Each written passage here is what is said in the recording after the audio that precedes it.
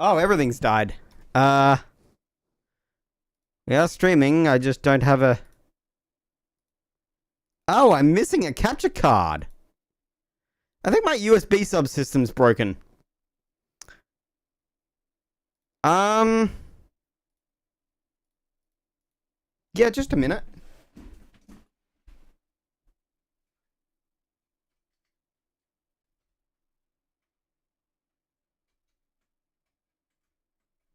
Oh shit! I just unplugged something and now I can't plug it back in. Everything's broken.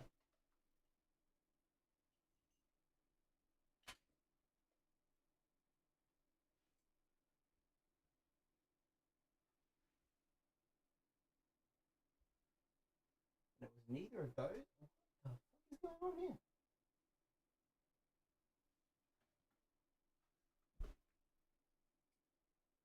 And then you. And then you.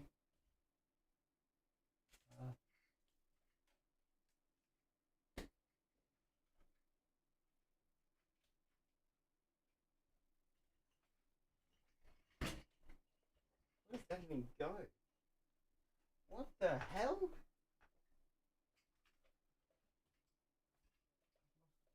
I've lost the thing.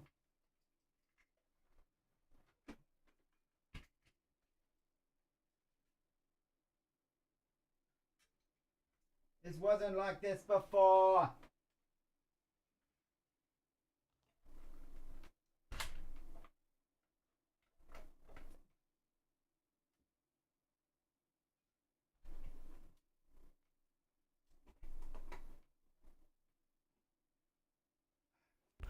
Well, now you have that. I don't know where the rest of it went. Oh, that sounds good. I wonder if that's this. No, it's not. That's wrong. Everything is misset. This is meant to be... Which one? Probably that one. Oh my god. I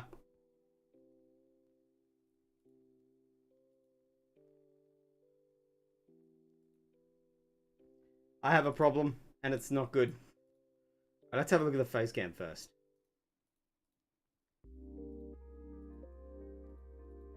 That one, probably. Probably not going to function.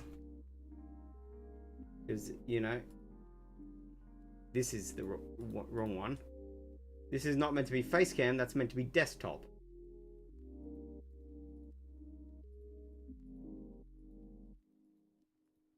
If I just set that to that for a moment, temporarily. Oh my god, everything's broken. I actually can't get things to work properly.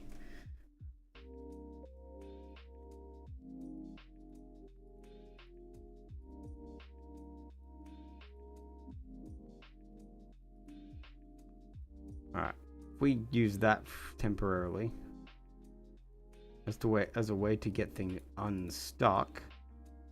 And oh my god, all the settings are wrong. Alright.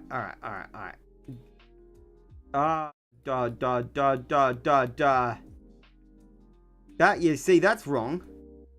That's not what that's meant to be. That's meant to be that. Okay. Make that one? No, not that one. Make that one.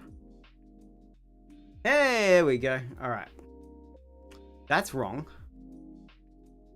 That needs to be that one. And please refresh.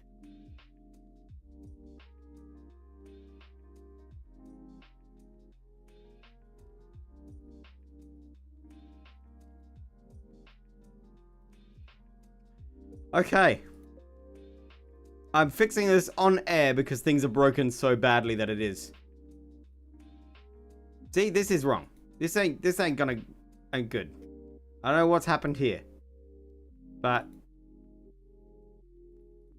I'm gonna remove, yes, and re-add. Maybe we'll try pipe wire. It's not gonna work, is it? No, let's not try pipe wire then.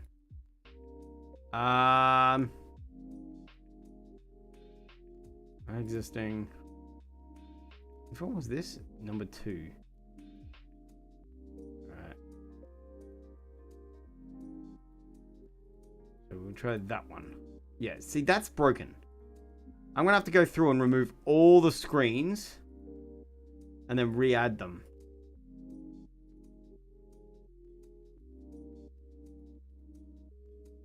Why? Because they're all linked. This is annoying. I don't like this. Why did this have to break?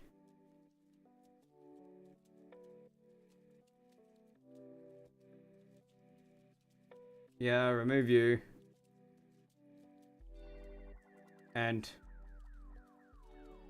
what I need to do is I need to get the freaking device to release. Right? So that we can get the thing to work.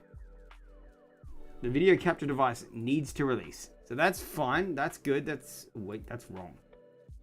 That's meant to be the C922. Yeah, it's not. It's broken. That's broken too. Yes. Okay. Now we have all of this. You know what? I'm going to get rid of this as well, just to make sure. We shouldn't have too many problems with re-adding the desktop. Let's try it. Create new. Yep. Yes. Actually, before we do that, let's delete that again. I'm going to rename this and call it desktop.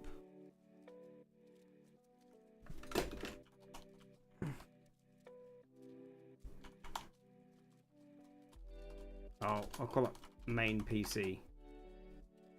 And it is that. It's down here. There we go. I cannot believe this. Okay. Copy. Paste. Bring it all the way down. Paste. Don't you love it when something breaks and then everything breaks? Like, wow. Okay. Then, for this, all we need to do is go you. I know you guys can't see anything of what I'm doing here, but I'm fixing things as I go. And scene 2. Why is that? That's not in use. What the fuck are you doing? Oh, wait. Yeah, it is. Okay.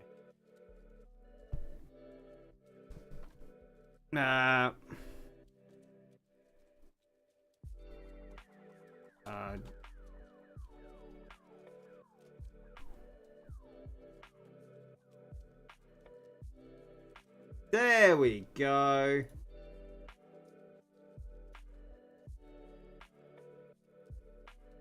Everything's back. We're good. We got everything back. Oh my god. That is wrong though. What is going on there? Oh, no, that's not wrong. Alright, that's right actually. Fuck. Can everyone still hear me? Am I still on? I just fixed things and don't even know if I fixed things.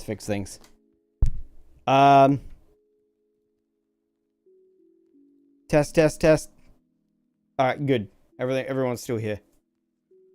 Whew! Alright. Holy shit. That was unnervingly annoying. I'm just gonna check YouTube to see if that's still going.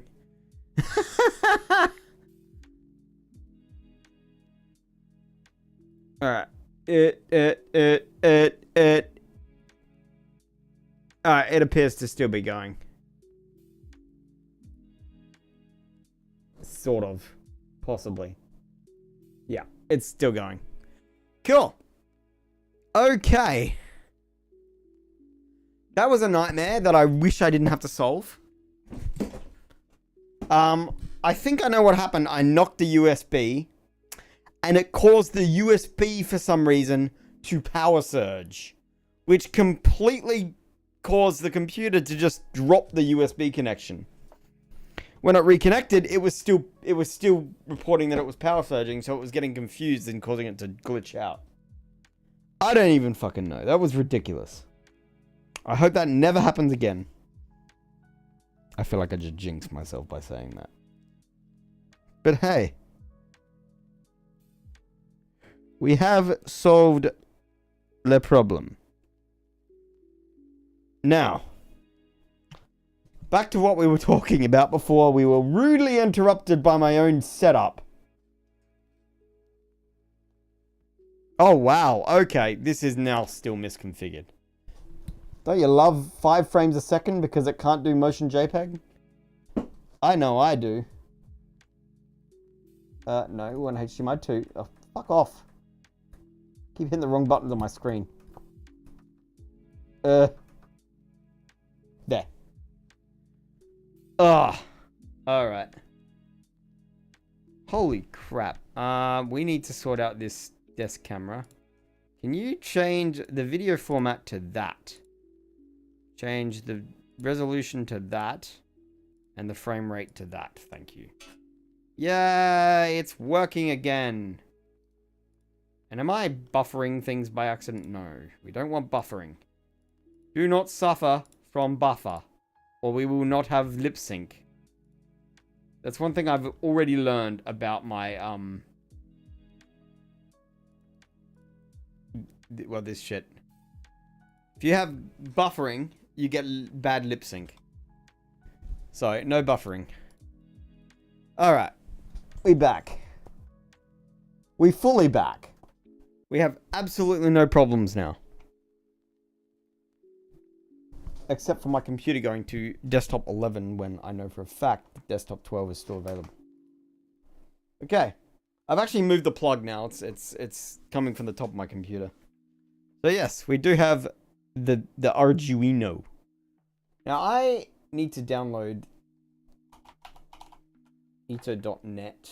We'll show everyone what's going on here. So what I'm going to do is I'm going to go like that. I'm going to go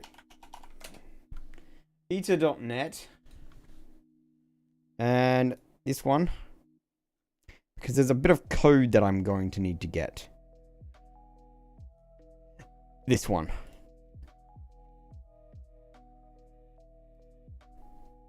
Okay. Copy. Let me just documents code. Actually, 6502.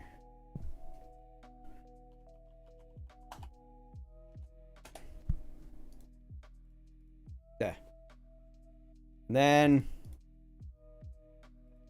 alright, I should just be able to go for run. There it is. Hopefully it'll run. If not, I'm going to have to figure out why it's not running. No. That is wrong. What? Well, it looks like we're doing some troubleshooting because I need the Arduino IDE for it to work. Hyperland. Oh, it launched.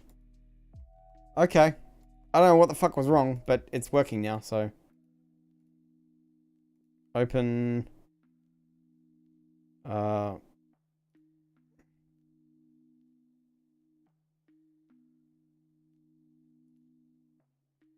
No, we want. Why can't I open shit? I hate this shit.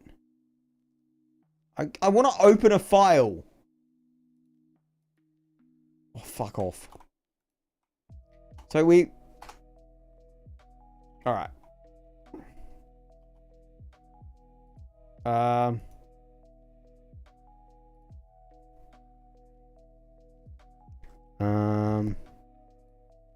We just do that. Maybe it'll work.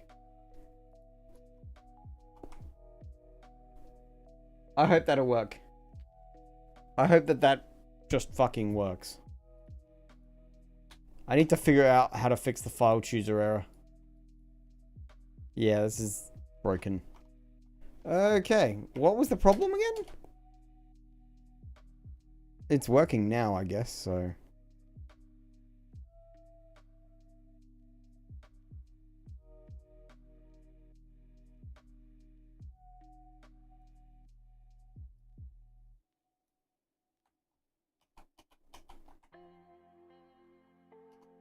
I just want to search this. Because I'm pretty sure that's my main problem right now.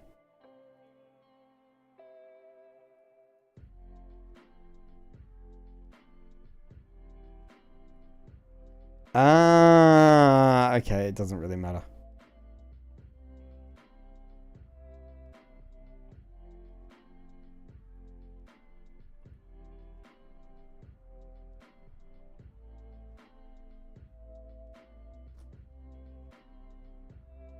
I'll deal with it later. I will deal with it later.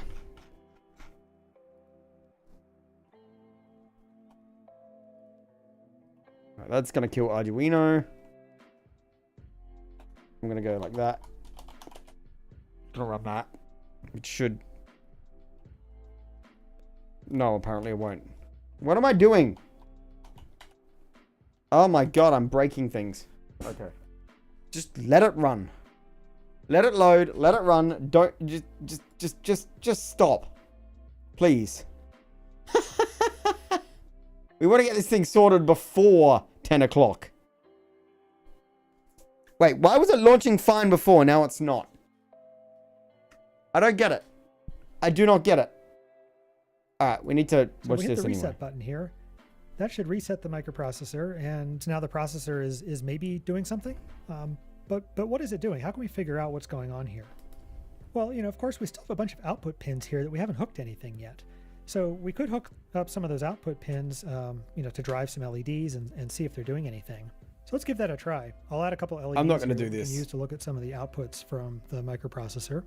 And then I'll connect a few of the address lines to them. If I have to do that, I'm just connecting up the first 5 address lines, A0 through A4. And then I'll connect the other side of the LEDs to ground through 220 ohm resistors. And okay, so something's going on here. You know, the processor's doing something, but you know, I'm not really entirely sure what. So how can we get a better picture of what's going on here? You know, well, we could certainly add a bunch more LEDs to look at the rest of the address lines and maybe look at some of the data lines and maybe some of these other output signals. But you know, that's a lot of LEDs, and it's going to be really hard to keep track of everything going on, you know, especially if we're trying to sort of figure out kind of a pattern over a period of time. Yeah, but there are tools we can use to make analyzing a digital circuit like this easier. Don't lose it. Yeah, so for example, we could use a logic analyzer, which has a whole bunch of inputs. And you know, the one I've got has 16 inputs here. And we can hook each of these inputs up to a separate signal. I don't have that logic analyzer. And use the logic analyzer to capture what's going on over a period of time so we can analyze it. And then if we capture while the circuit is running, what we get is a display like this that tracks each of the signals. So here we can see all of our address lines and, you know, maybe try to figure out from this, you know, what's going on. And so logic analyzer is great, you know, especially for a high-speed circuit with a lot going on. But for something lower speed like this that we can actually run, and we in fact want to run pretty slow, you know, I think a logic analyzer is overkill. You know, I think a much better and definitely less expensive tool is actually just an Arduino. Yeah, because if we want to monitor what these address lines are doing, we can just hook them up to inputs on the Arduino and have the Arduino just read whatever's on each of these pins. And, you know, especially something like this, Arduino Mega, it's got, you know, something like 50 digital inputs. So way more than the 16 inputs that we have on a nice logic analyzer like this. The drawback, of course, is, you know, the Arduino is much slower. You know, we can read millions of samples. Before I check, I'm just going to say, yes, this is loaded. And it's got all the buttons. I'm just going to go upload. Ah, shit. That's never going to work, is it? Yeah, alright.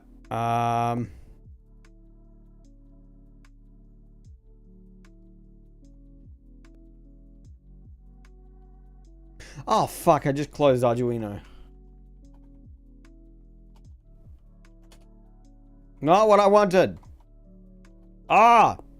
Stop my brain from functioning. For it fails me completely. Alright. Not on that screen. Alright. Alright. Permission denied Arduino IDE. I feel like this should be available for me. I just want to see what they wanted me to do to get access to this. Oh, I have to add to the group of dial out. Thank you, serial ports. I have to do that. Yeah, alright. We'll go here. Sudo user mod -a-g dot.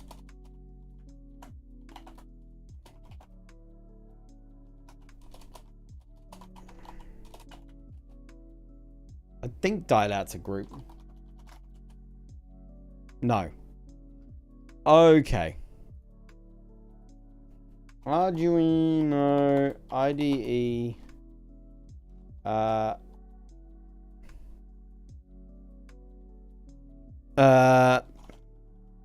Let me just go back to this. Arch. Here we go. This might help.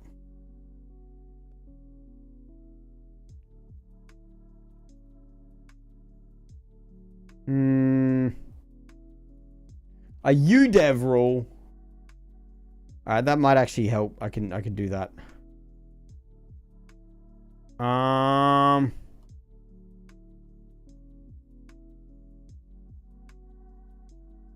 Right, sudo go vim etc c slash udev slash rules.d. We'll call it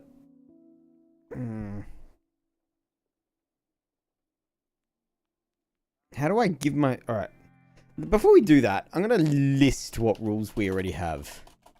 Because I know I have rules on this computer because you have to add rules from... Alright. Cat etc udev slash rules slash... Okay.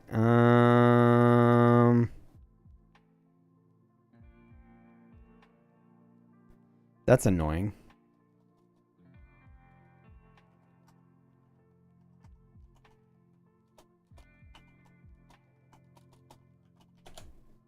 All right. Yeah, tell me how to create that. Fucking hell.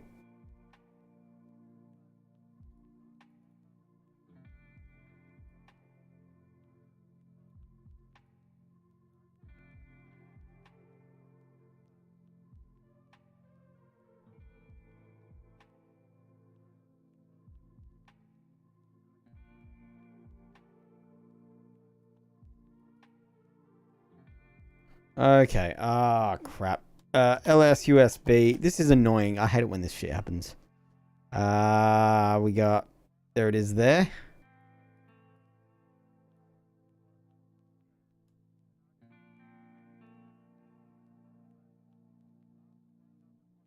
Ah!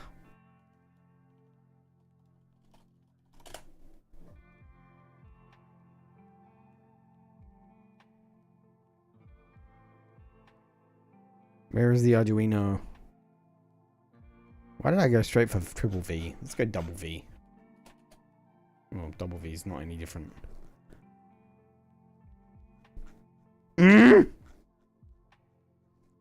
Oh, save me from fixing this problem. Can I just...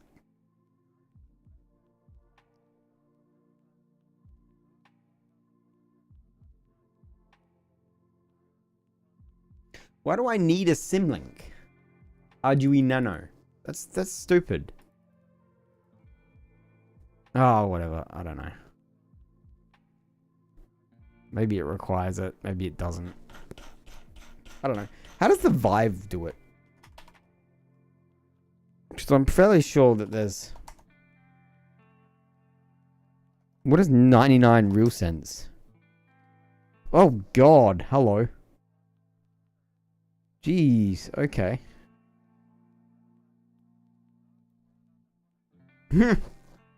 Holy shit, what are all these vendors and shit? Okay. Intel RealSense device. Oh, I think this is the thing. But this could work.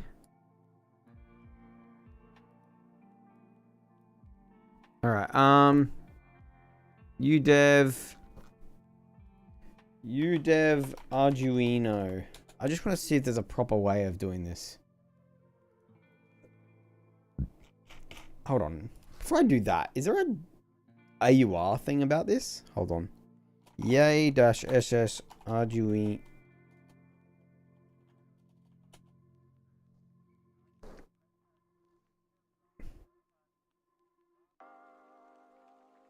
Arduino Git. Nah, probably because of the UDev.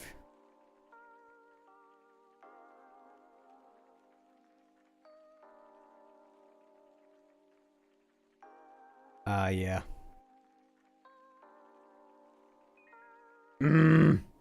Where'd my camera go? Oh, fuck. I didn't realize that one was broken. Let me fix that. So I had a major issue when I rebooted that. All my devices moved USB ports in virtual space. And as a result... Why don't I have the... What the fuck? It's gone completely. Look, it's here and it's gone. If I go, hello.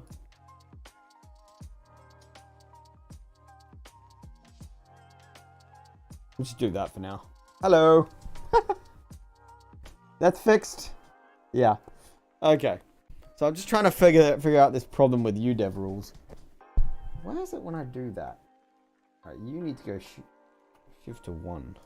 I don't like you being on thing 10.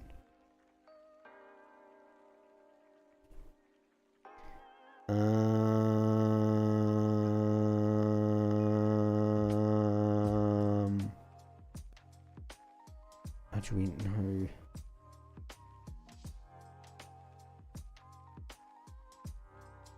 See, this is annoying because I know for a fact that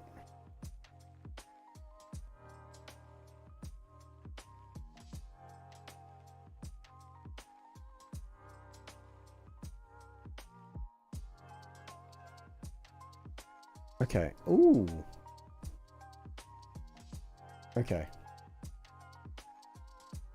Sudo vim /etc udev rules.d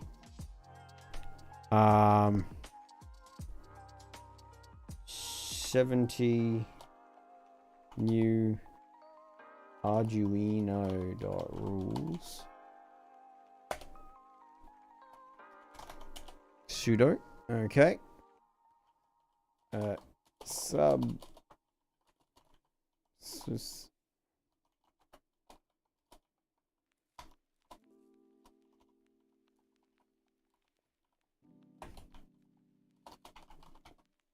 group equals up.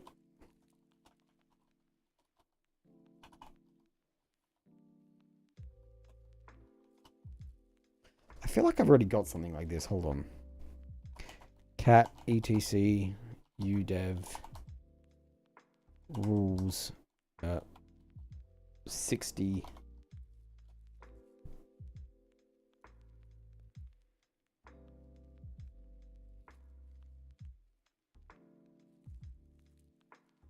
okay, no, okay. 61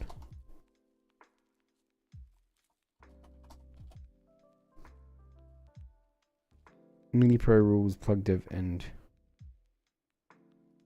Okay, yeah. Okay. 0660.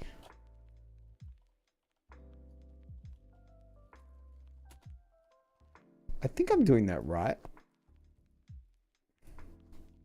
What if we get rid of that and go... Yeah, okay, there we go. Now that works.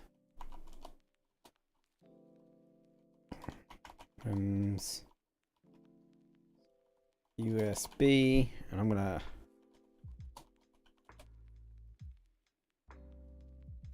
where is it? That one. All right, hold on. USB get product vendor Linux. I just want to make sure that's right, because that could be an offset or a different ID.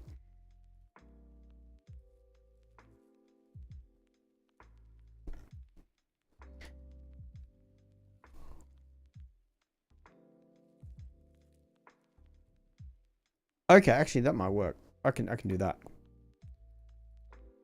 So if I go USB ID product equals 2341, comma editors ID vendor equals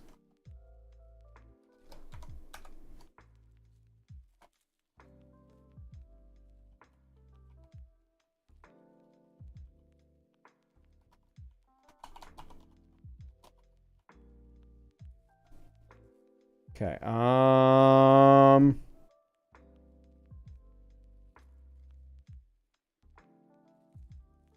Yeah. Okay. That's exactly how I meant to do that.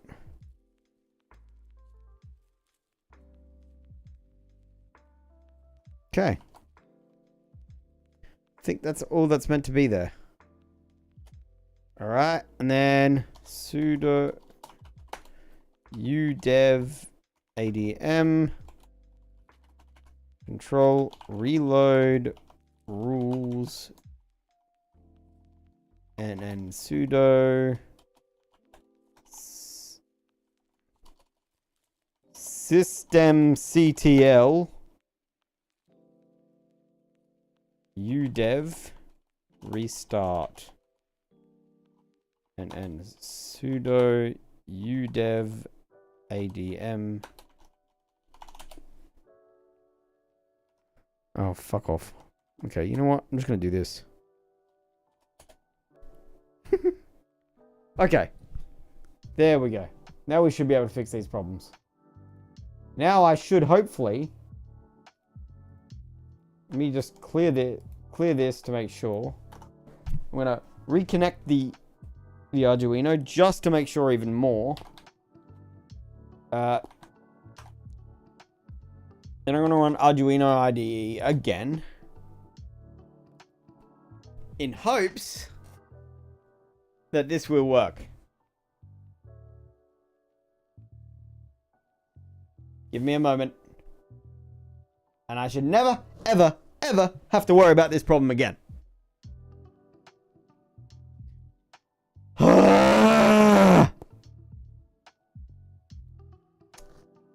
You know what? While we're waiting, where's the movie? Well, the video's over there. Samples per second with a logic analyzer, but that's fine. You know, if we're running our clock slow enough, that's not going to be a big deal. So if we get the logic analyzer out, Okay, of the I'm going to try uploading this now. LEDs out of here. Oh, fuck And what I'm gonna do you! is hook those 16 address lines up to 16 of the digital I/O pins on this Arduino. You know, so just like the logic I might need to analyzer, reboot the my Arduino desktop, can then keep track of which what is each address annoying. line is doing. So I'll connect this ribbon cable with 16 connectors over to 16 of the digital inputs on the Arduino. Sudo service. And then the other end I'll connect to the 16 address lines. And I also need to connect the ground, of course. And so once I've got the 16 address lines then connected into 16 digital I/O pins of the Arduino, I don't need to program the Arduino to read each of those address lines and show us what it's doing. Okay, so I'll start by listing out the 16 pin numbers that I used. And I guess I could use any of the digital I/O pins on the Arduino, but these are the 16 pins that I used for the address, starting with A15, which is on pin 22, and going to A0, which is on pin 52 at the bottom. Then in the setup function, I'll loop through all 16 UDEV's not even there. And set the pin mode for each to input. UDISC. What that does is just sets all 16 of these pin numbers here. Systemd UDEVD. It just goes through all 16 of them and sets them to input. And then in the loop function here, I want to go through each of those same pins again. And here I want to actually read each bit. I think digital read returns a Boolean. So if I want a 1 or a 0 What? here, then I That can was say it. it's That's true, what it was. I want a 1, otherwise I want a 0. Systemd And then what I can do is I can assign udevd.service. this to an integer. And then after we have that 0 or 1, we can print that to the serial monitor. Then after we've printed all 16 bits here, then we'll print a new line. So this ought to Because read this all is 16 not bits, because it's systemctl. I'm from doing it pin wrong. 22, Right. which is address 15, all the way down to address 0, and print each bit in order, and then print a new line. It'll just try keep that. doing that. And of course, in our setup, we need to initialize the Please serial work. port up here. So we'll initialize the serial port to 57. No, it's not going to work because this is which is broken just now. the standard speed. Okay, so this ought to continually read those 16 bits and print them on the serial monitor. I may have so to let's figure give it a this one try. out later I'll connect the because I want to be able to work out which plugs are which as well. Anyway, oh man. All right, ls dev tty. All right.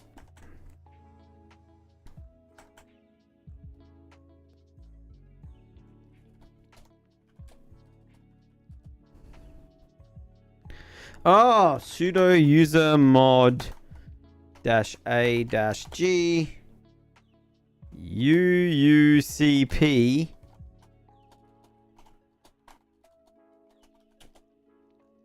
okay. Now, I apologize with what's about to happen here. I'm going to start the BGM and I'm going to run this. And watch this craziness. My main PC can be rebooted independently of my other PC. You won't see anything until it comes back though. And it will be very glitchy while it's loading. Hello. I'm now watching via my OBS chat boxes in OBS. I don't even know if it's gonna show. Yeah. This is what I have to do in order to reboot. It'll take some time. You'll just see no video until then. This is the beauty of having two computers. You can restart them independently. There we go, quick. Ignore that. It does that. Bam! It's back! And I switch this over. And I launch... Wait, no. Firefox. It'll launch every window I ever had. Hopefully. That's that. That's that. That's there. That's down there. That's also not HD. That's 240p. Oh, or 144p. And everything's back. Epic. Easy. It's a little bit glitched on my video. Wow, okay. Wow, that... I think it's fine.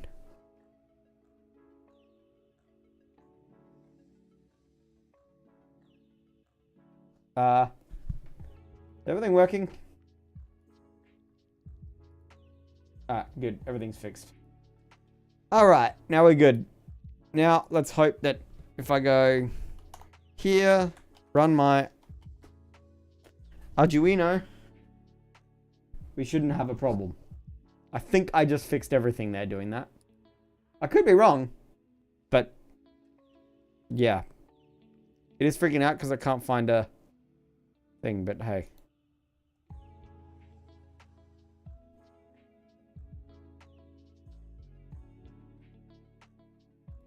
address 0. Yeah, okay, we'll go back here. Does is just sets all, and you know, the one I've got has 16 inputs. And this is, of course, launching in the wrong thing. I'm going to set that to that screen so that I can switch between the two. Oh, this is annoying me here, having the output. Okay, let's try this.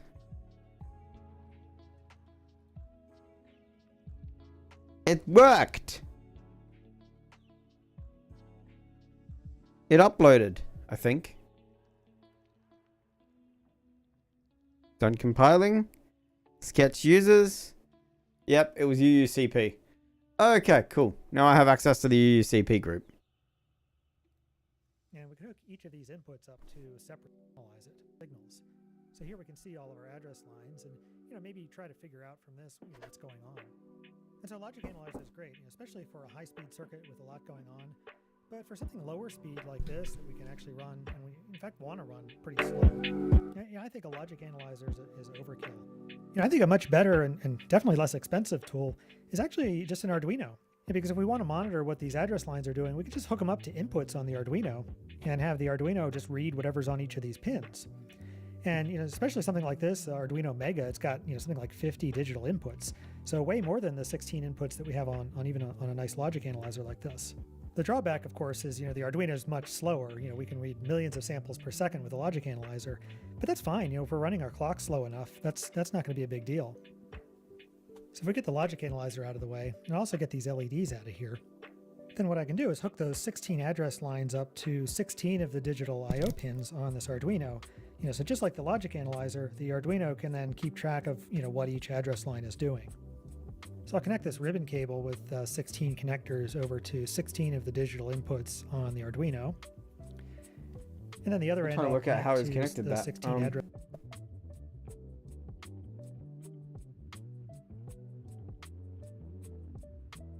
Trying to work this out actually.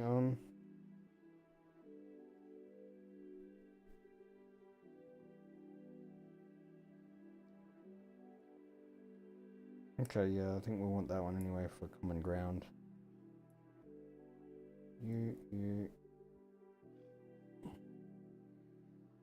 Alright, so ground 1, 2, 3, 4. I should probably show you guys what I'm doing here. I'm just pushing all these in. These are actually really tight. It's tight like a tiger. Alright. So that's 1, 2, 3, 4, 5, 6. This one is 7. No, that's not 7. The orange one's 7. Give me the orange one, babe. There we go. There we go. There we go.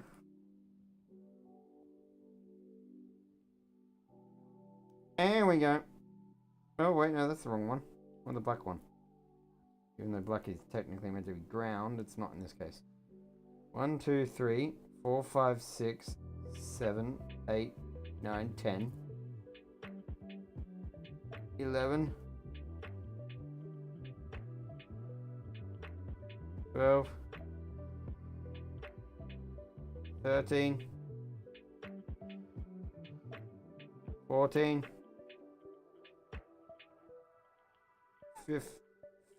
15,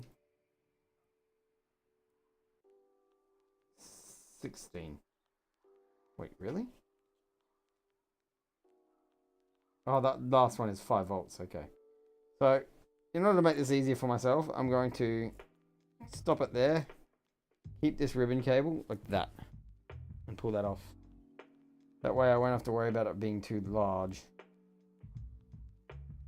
And plus, I think I'll need those ones anyway. Nice. Okay.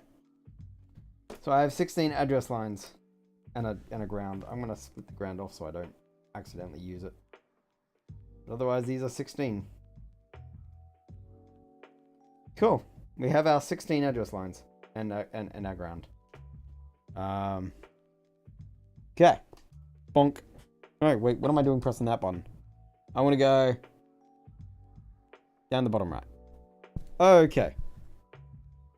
Address lines. And I also need to connect the ground, of course.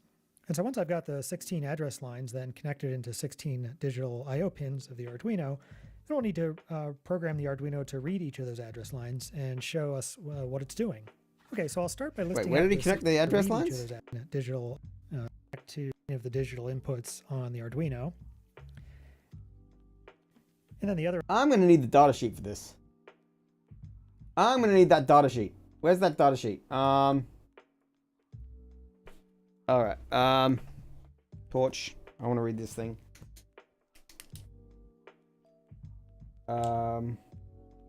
What if you guys will be able to see this? We want this. So, you look here. No, you won't be able to see it. I can see it, but it's like... I think it's slightly dimmer. Does that work? No, that just makes it flicker like crazy. You sort of can. That says W65CO2. It's a WDC chip, so... Let me type this in. So... WDC... What was it? 65 CO2 S6. Oh, fuck off.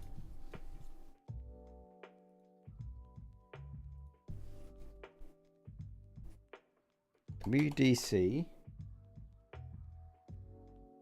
65 CO2 S6 TPG -14 data sheet.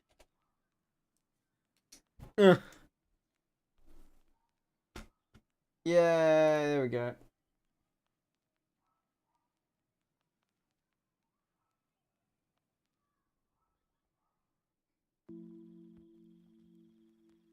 And really? Give me my download. There we go. Okay. Western Design Center. All I need is a pinout. All I want. I want the pinout. Not that pinout. Not that pinout. Give me the proper pin-to-pin pinout. Bottom, top, left, right, up, down. Give me my pinout. Give me my description pinout. Are you serious? There is none. Means I gotta work out which pin's which. Fuck you.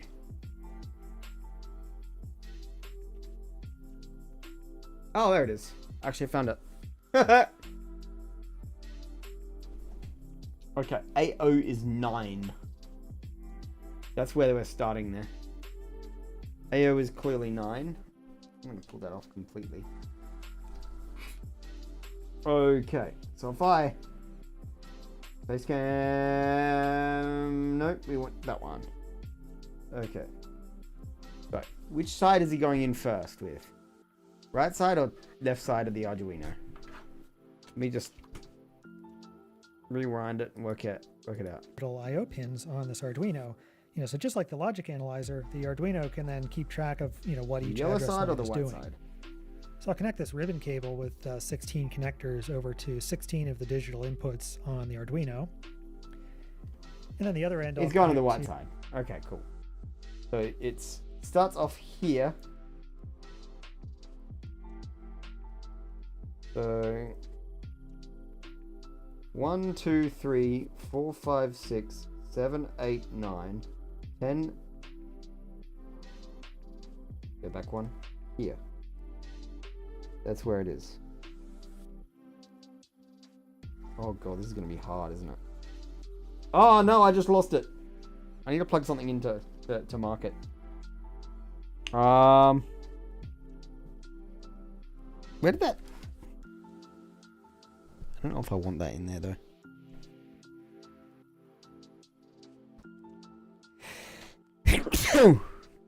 Okay, what I'll do, because I know this is busted, I'm going to go 1, 2, 3, 4, 5, 6, 7, 8, 9. That there is off limit.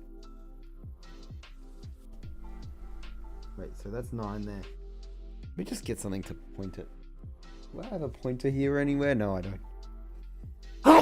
Oh yeah, I do. Look at this. Let me try that properly. 1, 2, 3, 4, 5, 6, 7, 8, 9. Okay, so we start at that. Okay. So 9. Yeah, so we just go all the way along. So it's just like this. If I grab this, go this way. Should have less problems.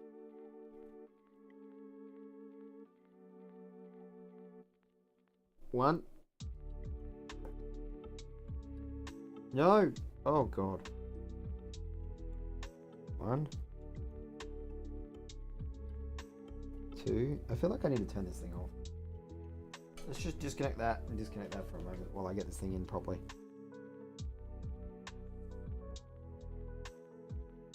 This green and then this. Ah! These do not like going in the holes. It goes all the way along to 811.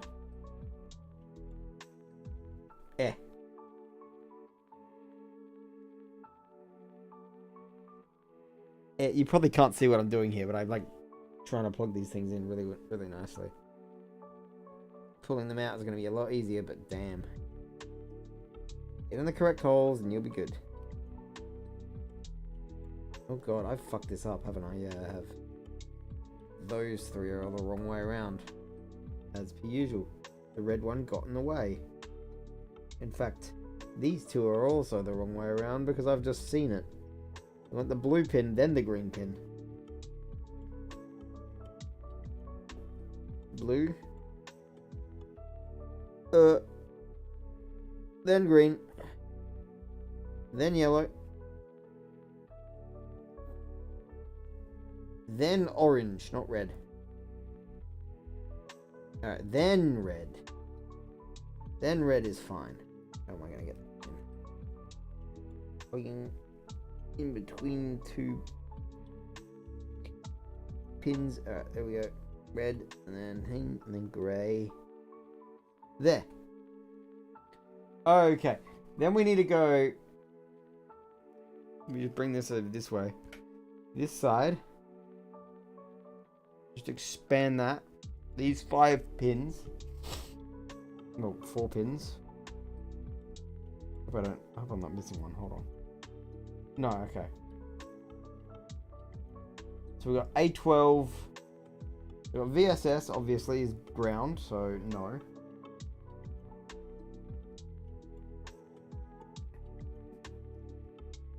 Alright, so we got A12, which is next to VSS. Then A13. Then A14 and A15.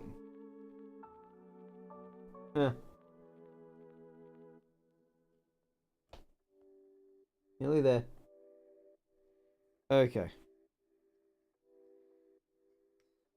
We're in. We're in. I'll just run this here. We've got everything plugged in. I think that's plugged in correct as well. Okay. Cool. Why is this here? Oh, that's the right one. That's the correct one. Why is this here? Bring this in. Alright, actually. Use the 16 address lines. Yeah, okay. So I want to plug this in first. Turn that off so I can step through. Then plug that one in.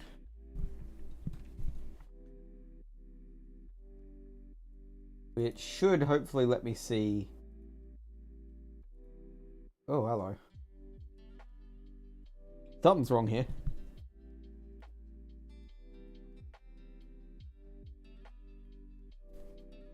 Can I clear it?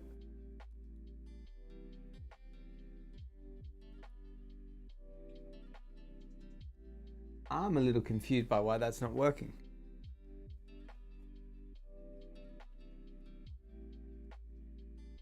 Can I clear this monitor? Clear output, there we go.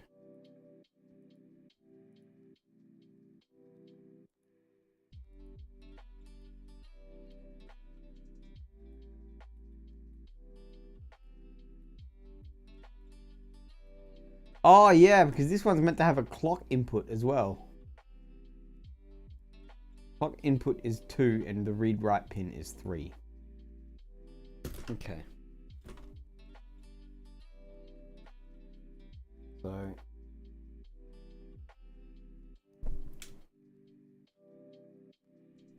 run that one there.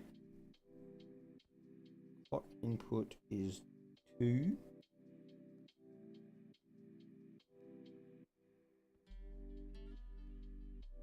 Yep. And I don't know what read write is, so let me see whether we go read write. Where is read write? RWB, is that what it is? Ready pin 34. Alright. Yeah, I'm thinking it's RWB, so let's grab another wire. 1, 2, 3. Oh, wait, hold on. So it's 1, 2, 3, 4, 5, 6, and then it's the 7th one along. 1, 2, 3, 4, 5, 6, 7.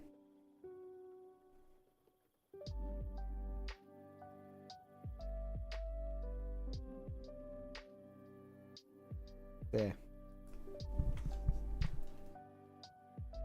Then if I check this,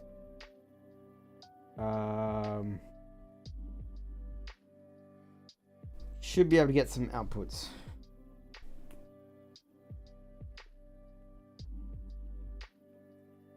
That's not what we were expecting, but it's doing something now. Something's wrong here.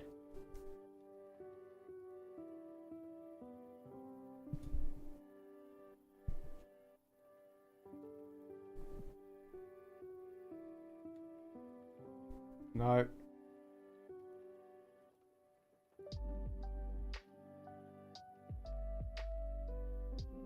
I don't think this is right. I do not think this is right, and I don't know why it's not right. I've got... Oh, data lines as well. This expects data lines. Okay. Might as well connect those up too.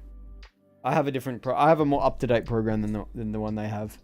So they're asking from...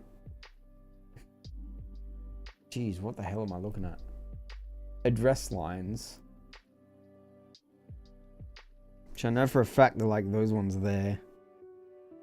I'm gonna double check the pin out, and I'm gonna connect all those up.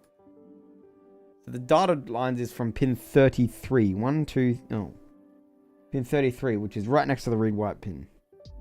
So, and there are 8 of them. So 1, 2, 3, 4, 5, 6, 7, 8. There we go. That's for our data addresses.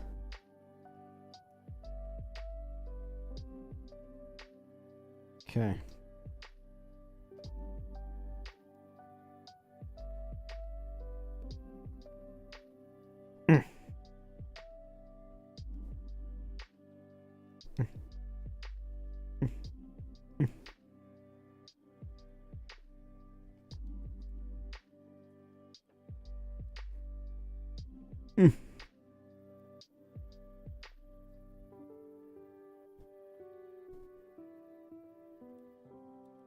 You can't see what I'm doing here, but that's because I'm doing it. I can't bother switching. Okay, I've got to figure out where these go.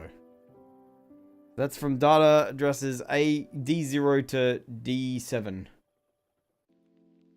Alright, so let's have a look. Data from 39. I'm really confused by this.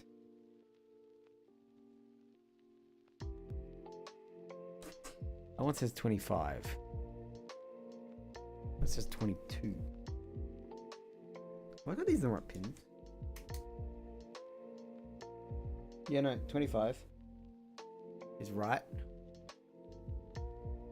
25. 22. 22. 52. Oh, 50. Yeah, no, you're right. That is right. Okay. So, this one is from 39.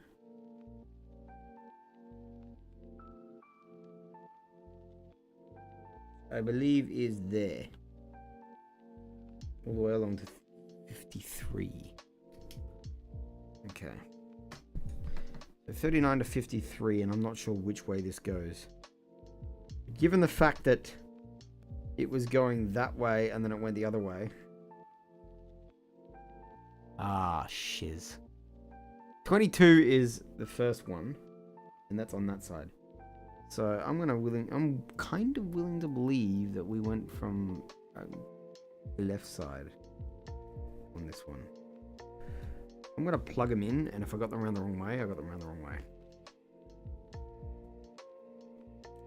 As long as they're in, I think it's gonna be better in any case anyway.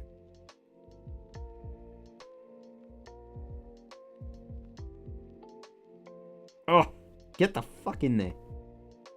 I'm actually damaging these wires. Trying to plug these in because there's just no room.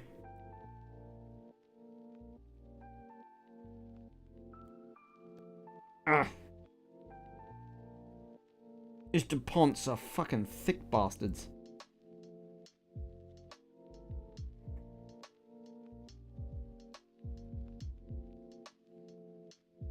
$41. Oh shit, I just bent the shit out of that one.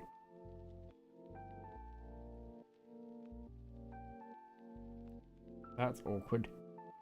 That's alright, they're all in. Okay. Now let's see what happens when I press the button. Reset, and dang, dang, dang. It's still wrong. And I'm getting bouncing on this button. This button is bouncing like fuck.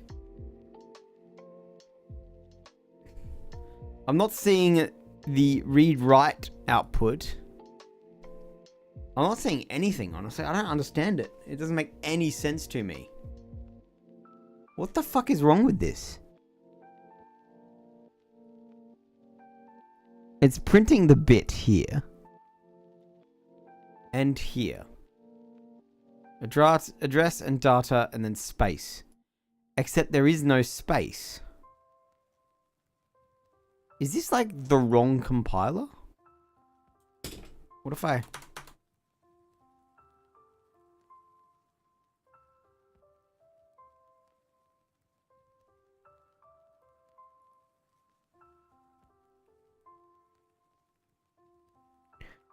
I should not be seeing what I'm seeing here.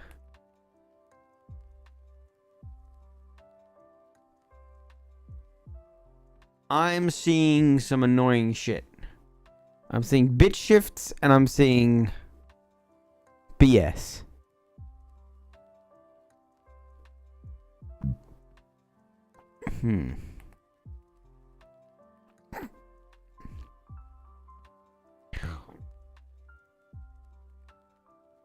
And you can see it's triggering twice sometimes when I press it, which means I need to adjust something, and I don't know what. It means my debouncing is not working. I think I just need to put more. Oh, this might help.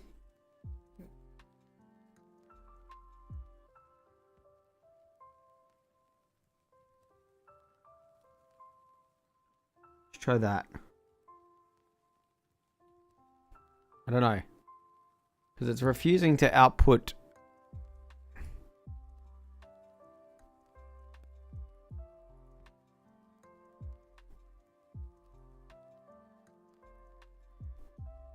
Let me just do this.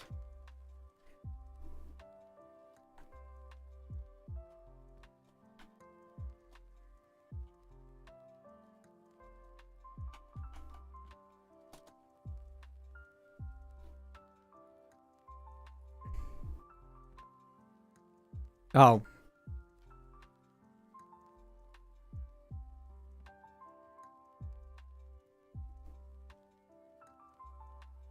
So it does on clock and then it does set up and it should.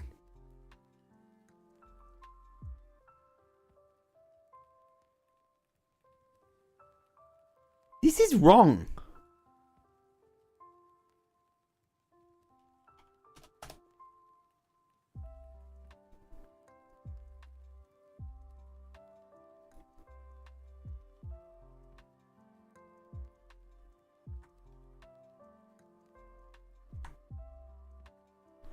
Oh, I see what's wrong. 57,600. I'm I'm at the wrong speed. That's what we want. There we go. Now I get it. Okay. All right. So if we reset now, we clear our thing. Yes, it's working. Finally. I was trying to figure out why it wasn't working. That's what I should be seeing. So I'm seeing all reads. And it's just 3C, 3C, 3C, 3C. Runs to BC. Yeah. Okay, cool.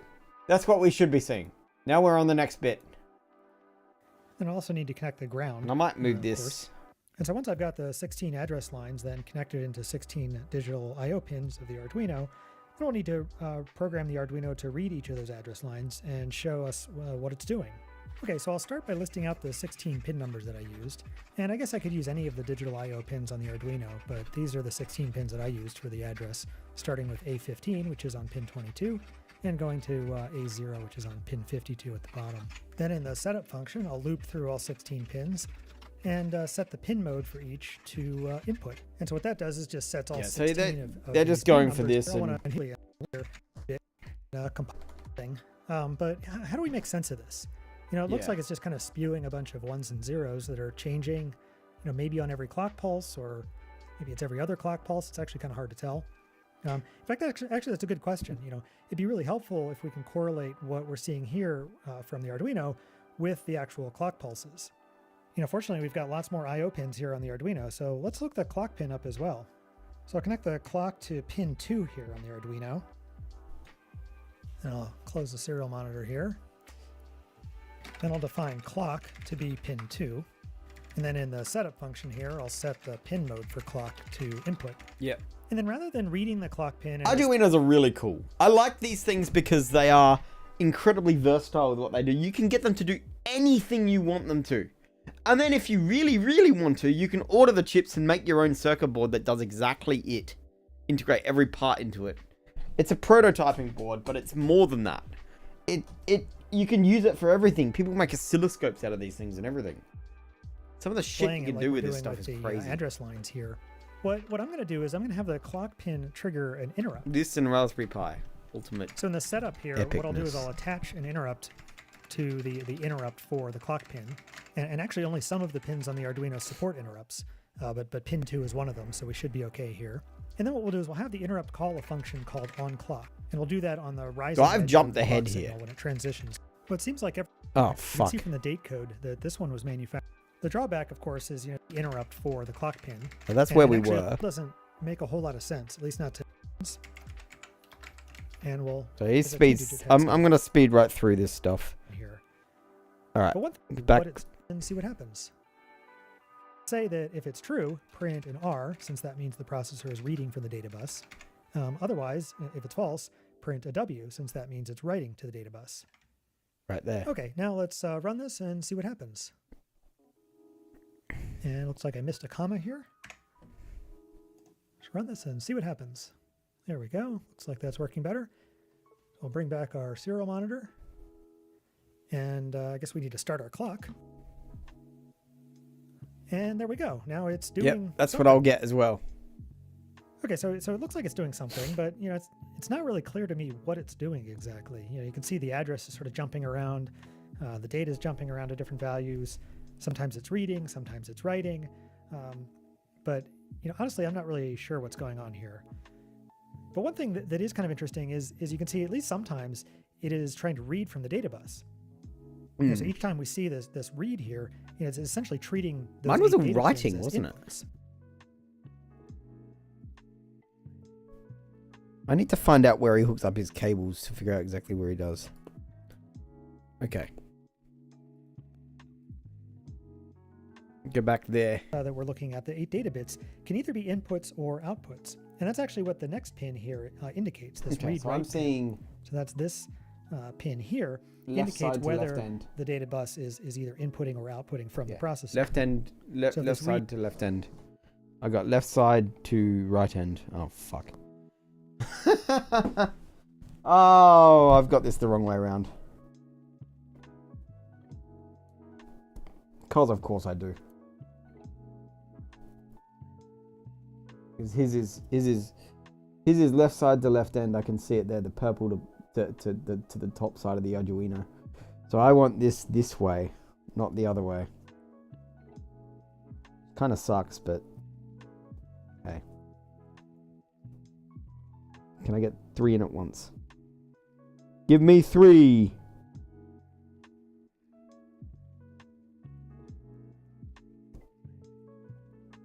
Yep, I got 3 in at once. Now I gotta get the next 3. Oh god, these are so much harder to connect up when there's just too many wires. 1, 2. Oh no, white pin, white pin, white pin. 3. Black. And then brown. There. Now it's the correct way around.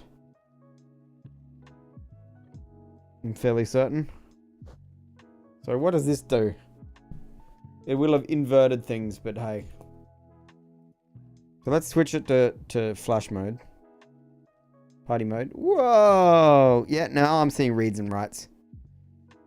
I'm not seeing many, but I am seeing some W's. Yep. Cool.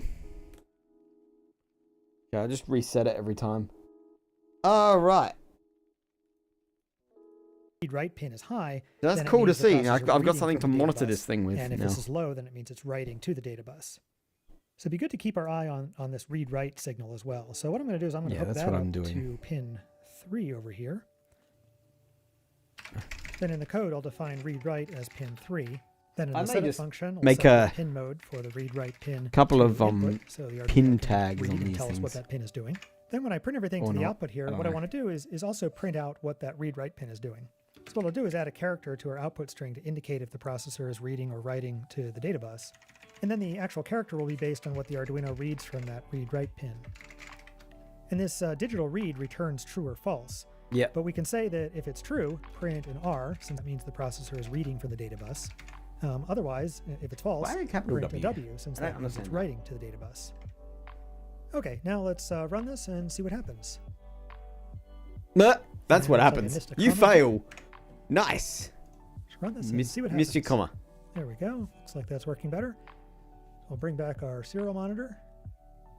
And I guess we need to start our clock. And there we go. Now it's doing something. Yeah. Okay, so it looks like it's doing something, but you know, it's not really clear to me what it's doing exactly. You know, you can see the address is sort of jumping around. The data is jumping around to different values. Sometimes it's reading, sometimes it's writing. But you know, honestly, I'm not really sure what's going on here. But one thing that is kind of interesting is you can see at least sometimes it is trying to read from the data bus. You know, so each time we see this read here, you know, it's essentially treating those 8 data pins as inputs, right? So it's actually treating these pins here as inputs, and you know, there's really nothing connected to them other than the Arduino, and the Arduino is just monitoring them. So there's nothing connected to these 8 pins that's driving them. So whenever the processor tries to read data from those pins, it's really just going to get garbage. You know, so if the processor is just kind of reading garbage, reading whenever it nothing reads from those data pins, you know, I guess I would sort of expect it to behave kind of randomly. But one thing we could try is we could actually try connecting those data pins to some kind of predictable signal, so that the processor isn't. I'm not just going to reading connect this up garbage. because this is going to take too You know, long and let's it's going to be way actually too try that. ridiculous. So what I'll do is I'll tie each data bit here either to ground or to 5 volts. And actually what I'm doing is I'm tying each to either ground or 5 volts through a 1K resistor. You know, that way when the processor is reading from the data bus, then it'll see whatever voltage is on the other side of that resistor, either 5 volts or ground, or so interpret as either a 1 or a 0. But if the processor outputs something, then it'll be able to drive the output either to 0 or 5 volts, and then, you know, worst case, there'll be like a 5 volt difference across that resistor, which is no big deal. So in other words, these resistors that I'm adding here are just kind of setting a default value. But, you know, if the processor outputs something different, then, you know, no big deal. And so now I've hooked these resistors to, you know, either ground or 5 volts in a particular way, so that the data that the processor is going to read is going to be 11101010. And, I picked that particular pattern for a reason, as you'll see in a minute. But anyway, let's take a look at what it's doing. Yeah, so right away you'll notice it's behaving a lot more predictably. Nice. So, a couple things you'll notice. One, it's always reading, or it seems to be always reading. And of course, what it's reading is EA in hex, which is the 11101010. That's the value that I hard coded with those resistors. So it's reading the value that I set there. But it's always just reading. That's all it's doing. It's not reading and writing. EA is very significant. And the address is behaving much more sanely, I guess. You can see the address is just counting, right? So it's, FFFE, F, 80, 81, 82, 83. So it's just counting up in hexadecimal, obviously, but it's just counting. So something about providing that hard-coded input is helping it behave much more predictably. So let's take a closer look at what's going on here. So remember, I've got this reset button here, and when I press it, you'll see something happens here. The addresses kind of jump around a little bit, and then it just kind of settles down into that same pattern that we saw before, where it's just counting here in hexadecimal. And so this is kind of interesting that it seems to have this sort of behavior where it's counting, but then if I hit reset, you'll see it kind of goes through some other interesting little behavior, and then it just settles right back down into that sort of hexadecimal or binary, whatever counting behavior that it was doing before. So reset is doing something. Because now if we look at the datasheet, there's actually a description of what the reset signal does. It says it'll initialize the microprocessor and start program execution. Okay. And it says when a positive edge is detected, there'll be a reset sequence lasting 7 clock cycles. Yeah. So let's take a look at that. I'll hold reset here and then stop the clock. And then what I'll do is clear the monitor output here. Yeah. And so the reset sequence is 7 clock cycles. So let's do that. Let's pulse the clock 7 times. 1, 2, 3, 4, 5, 6, 7. And so that's what we get. So that's apparently the reset sequence. It's not really clear what it's doing, but I guess it's going through its reset sequence, whatever that might be. Yep. So let's look back at the data sheet, right? So it says there's a reset sequence lasting 7 clock cycles. Then it says the program counter is loaded with the reset vector from locations FFFC, a low byte, and FFFD, a high byte. And it says that's the start location for program control. So let's keep going here. So we got the first 7 steps here, and that's sort of the reset sequence. I'm not really sure what exactly it's doing there, but presumably it's resetting itself. So let's advance the clock one more time. And now what we see is it's reading at address FFFC. So it's setting the address to FFFC, and it's reading. And so that's interesting because we just saw FFFC as being something that the reset would do. It said it would read from FFFC, and then it would read from FFFD, and it said that would be the start location for program control. So let's see what it does next. So next it's going to read from FFFD. And so it's doing these 2 reads, right? FFFC and FFFD, and it's reading from the data bus. And each time it reads from the data bus, it gets EA, right? Because that's just what I've, hardwired in there with those resistors. And so the data sheet says that the program counter is loaded with that. So inside the processor, there's a program counter register, and now it's loaded with a low byte of EA, because that's what it reads, because that's what it always reads, and a high byte of EA. So in other words, the program counter is EA. And then it says this is the start location for program control. Challenge everything. Okay, so the start location for program control in our case is EA. Challenge everything. EA games. So we've gone through this 7 clock cycle reset sequence. We've read the reset vector from these 2 locations, FFFC and FFFD. And so on the next clock pulse, it's actually going to start running the program. So let's see what happens. So if I advance the clock once, bonk. Look at that. Now the address is EA. So it's And that jumped actually makes to sense there. because the processor is just starting to execute a program. Loaded And those during 2 that reset addresses, and sequence, then we it's saw jumped that to EA exactly what it was going to said. be the start location for program control. So now the processor is actually trying to run a program, and so it goes to address EA. It sets its address pins to that address, and it reads from the data bus. And so what it's doing is it's saying, okay, this is the first address of a program, so let me try to read an instruction at that address. So it sets the address, and it reads. And so in this case, when it reads, it gets EA again. And so now it's going to try to interpret EA as an instruction and actually try to execute it. Yep. So of course that raises an interesting question, which is, how is the processor going to interpret EA as an instruction? Yay! Well, if we look in the datasheet, we can find this opcode matrix.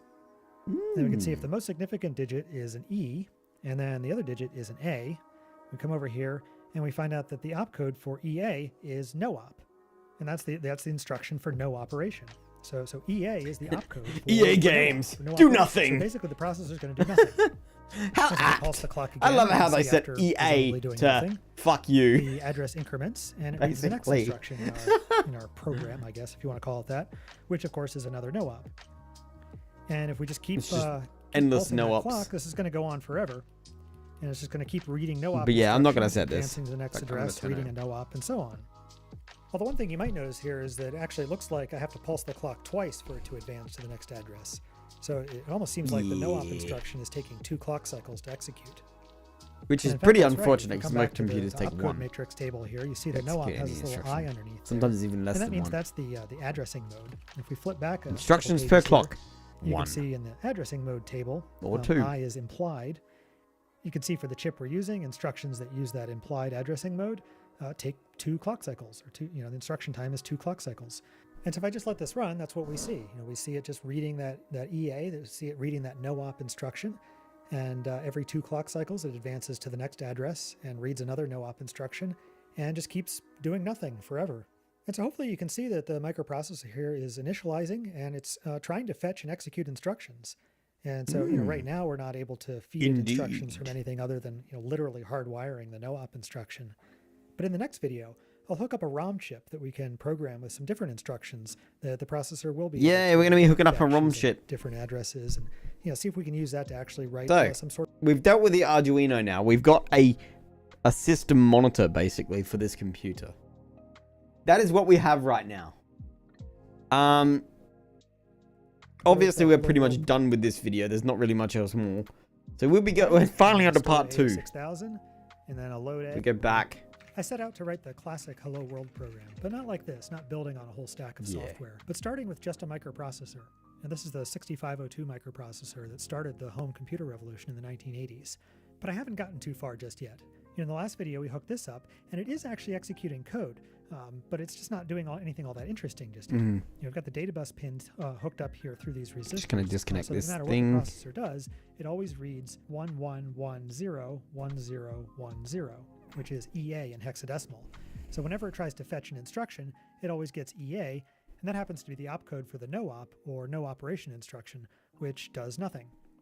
So as we saw in the last video, the microprocessor initializes and fetches and executes instructions, but right now we aren't able to feed it any instructions from anything other than literally hardwiring this no-op instruction. There So we it go. just sits here successfully doing nothing forever. So I guess it's running a program, but not a very interesting one. But let's hook up a ROM chip that we can program with some different instructions that the processor will be able to fetch and execute using different addresses. I don't know where to keep this that. is a 28C256 EEPROM, and the 28C256. That's the next chip I need. Where have I put my 28C256? Probably in this bag of chips.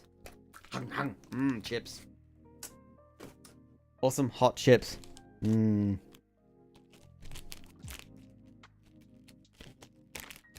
This is the favorite food for androids everywhere. It's terrible.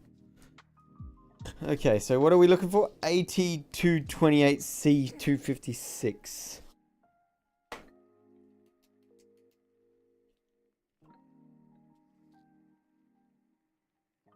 Don't think that's these ones. What is he looking for? that we can program with some different instructions at the instruction. So in the last video, the microprocessor initializes and fetches and executes instructions, but right now we aren't able to feed it any instructions from anything other than literally hardwiring this no-op instruction. So it just sits here successfully doing nothing forever. So I guess it's running a program, but not a very interesting one. But let's hook up a ROM chip that we can program with some different instructions that the processor will be able to fetch and execute using different addresses. So this is a 28C256 EEPROM, and the 256 refers to the fact that it can store 256K or 256,000 bits. And that's bits, so if you want to think in terms of bytes, it's going to be 32 kilobytes. Now if we look at the pinout for the EEPROM, it's pretty straightforward. There are a bunch of address lines, and then there's the 8 data lines, the I/O lines. And basically the way this works is if we set all these address lines to a particular address, then we get out some data on the data lines based on whatever we've programmed in the EEPROM for that address. So we can use this programmer to program it ahead of time with whatever instructions or data we want the microprocessor to read. But I'll get into that in a minute. First let's walk through exactly how this is going to work. I got a black one. Now, roughly speaking, it's pretty straightforward. We'll hook up 15 address lines from the microprocessor over to the EEPROM here.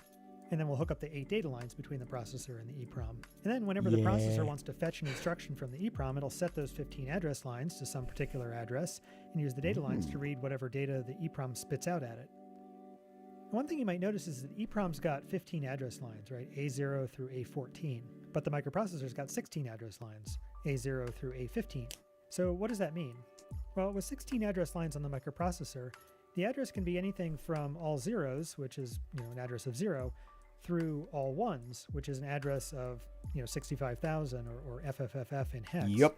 So basically, the microprocessor can access up to 65,000 unique addresses, but the ROM only needs 15 address lines because it can only hold 32K of data. So we kind of have a choice here. If we just hook A0 through A14 directly from the microprocessor to the ROM, just like we have here, then when the microprocessor reads address 0 through 7FFF, or 32,767, then it's going to read address 0 through 7FFF or 32,767 from the EEPROM, which means it's going to be able to read from anywhere in the ROM, which is great. But then if the processor tries to read from address 8,000 through FFFF, this A15 line will be high. This first bit here, that's going to be high. But the rest of the address lines are still going to count essentially from 0 through 7FFF.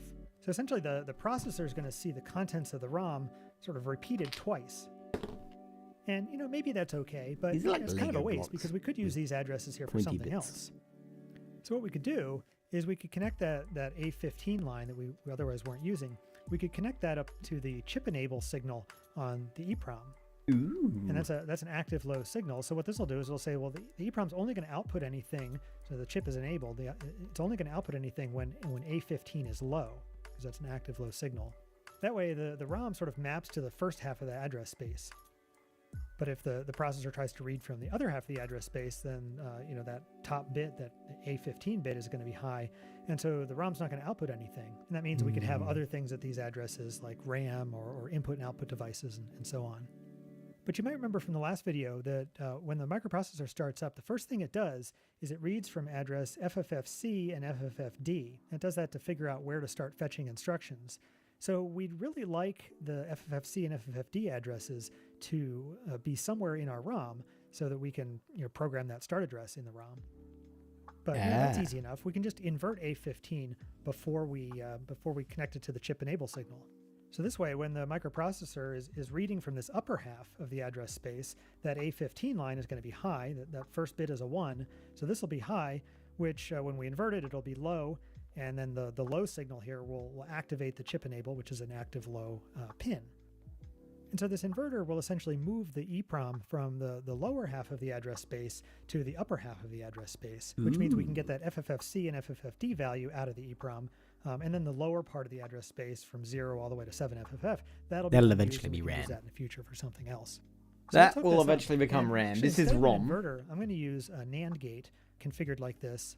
And this is just the same as an inverter because both pins are tied together like this. So if both inputs are high, then the output's going to be low. I think that's this tiny little inputs are low, then the output's going to be chip high. I have here. And I could just as easily use an inverter, but you'll see later why I'm using the NAND gate. So I'll add the EEPROM and start by connecting power and ground. Then there are a couple of control signals I can hook up. I want to work out exactly how far. Wait. Go back.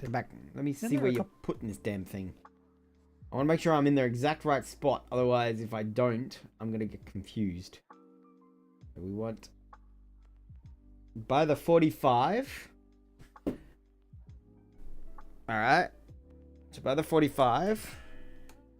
I'm not sure if you can see this. We'll focus on 1. There you go. So by the 45. Not there. Level with the bottom of that. So 45. So we want it there. Because it's 2 over from this bottom piece. There. That's in. There should be 1, 2, 3, 4, 5 pins. 1, 2, 3, 4, 5. Yep. Yeah, that's where that goes. And that's where it will stay for now. Let's get a negative and positive into that. Where has my wires gone? Hello, wires. There they are. Hopefully I have a negative and positive I can do for it. me just move this up so I can actually see what I'm doing. Okay. Sorry that took so... It's fucking... God, that's loud.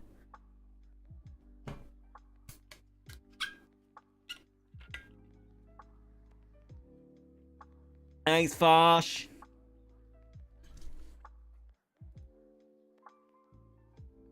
Oh. That's alright.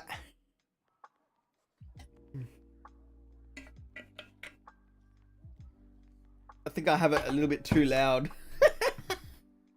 Oh well. If it, I remember what I said. If it doesn't make you jump out of your skin, you're not doing it right. Okay. Where's my needle nose?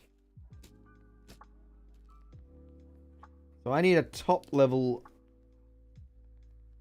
thing. I don't know if that's going to be large enough because I need to go here.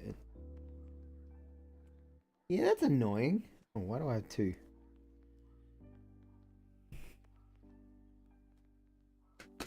No! Let me connect it. There we go. Don't flip things everywhere. I think it did. Okay. So, I actually have to put this one on the end here. Let me get my little piece and go plug. Oh, come on. Yeah, I might, but I'll adjust it later. I'll just let myself freak out every single time. For now. Sometimes it's easier just to manually do it. Ah, there we go. All right, we have ground in. I'm actually gonna unbend this. Try and flatten it out a bit.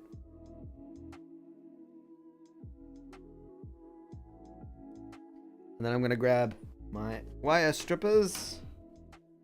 I'm gonna trim off a bit more. There we go. That should hopefully make it work.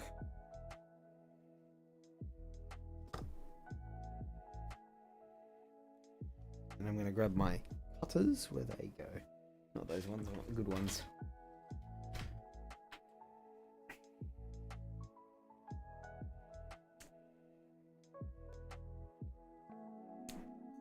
Okay. That should be hopefully enough to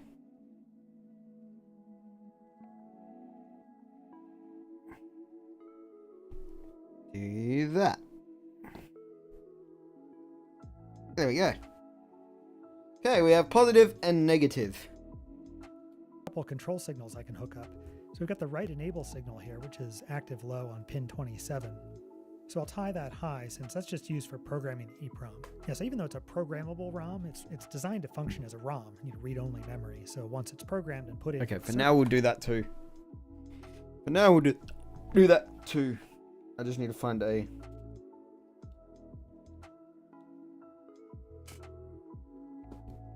No, get you out of there.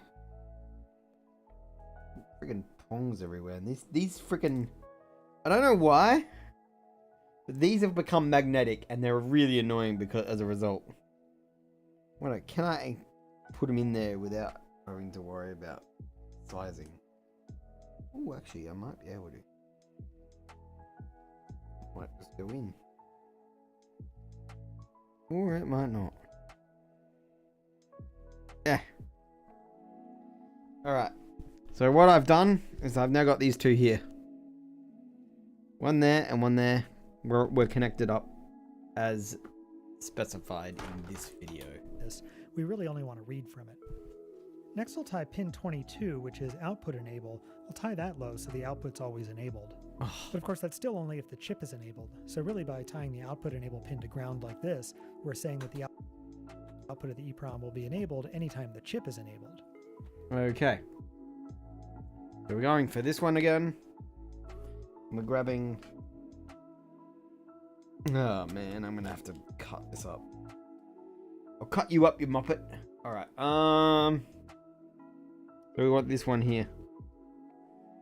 So, unbend.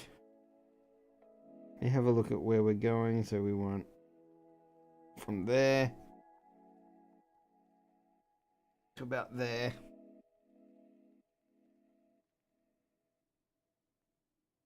If I had time, I would actually make these properly.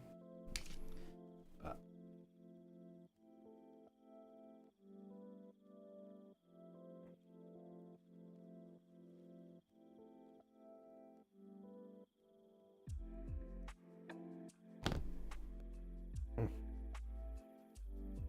that didn't strip very well.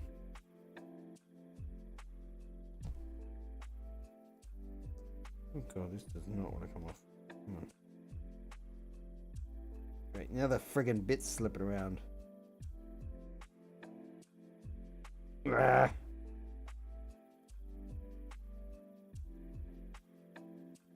Okay. I can cut this like that. Might as well cut that one a bit further. Oh, that was stupid. Why did I do that? I think I've done this too far. So we're going from 40 to thing, and I think I've got a little bit too short now. This may be a problem. Let's grab that. See if we can't bend it that side out a little bit. We're running out of slack on the other side. Come on. Stop doing backflips. Oh my god, my hands are like butterfingers right now. Fucking butterfingers. Okay. We want that to go in there. Get the fuck in. Or you'll be executed for your crime. There we go. It's in. It's not in well, but it's in enough for it to work. But the chip enable signal on pin 20, remember, we're going to hook that through the inverter back to A15, the top address line. So let's do that. And remember, for the inverter, I'm actually going to use a NAND gate. So I'll add a 74HC00, which has 4 NAND gates on it. And then I'll connect power and ground for this chip. Then I'll connect the A15. What have I got?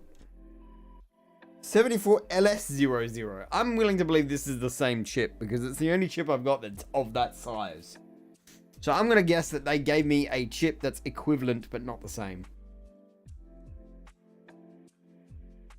Okay, so pin 1. Alright, so pin 1, pin 2. What have I got in there? Hold on, I got a bit of sprue in that. There we go.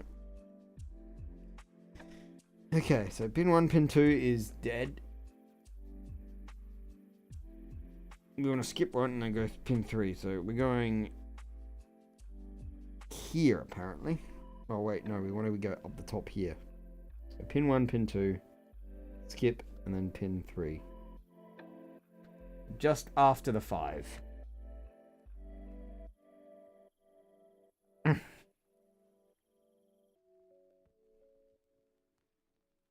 There we go. Easy. Done. Very good.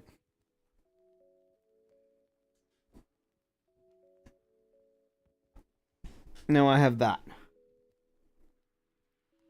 And we're going to need to red rocket with some ground, which is, I believe it's the end pin again. Might as well use what I've got in my hand right now. It's a small ground pin.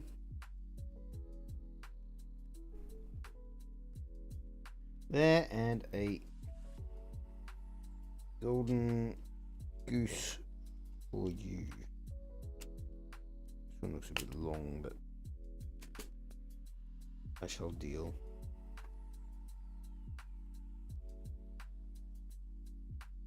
It looks a bit unflat. Okay. It's definitely a bit long. Okay. Which side looks the worst? Designate.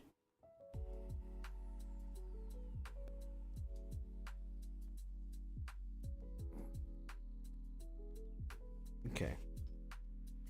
Designate the least important.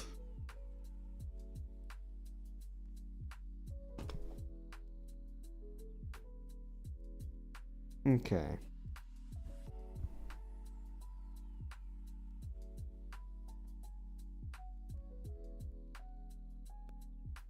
Okay, and then trim that down.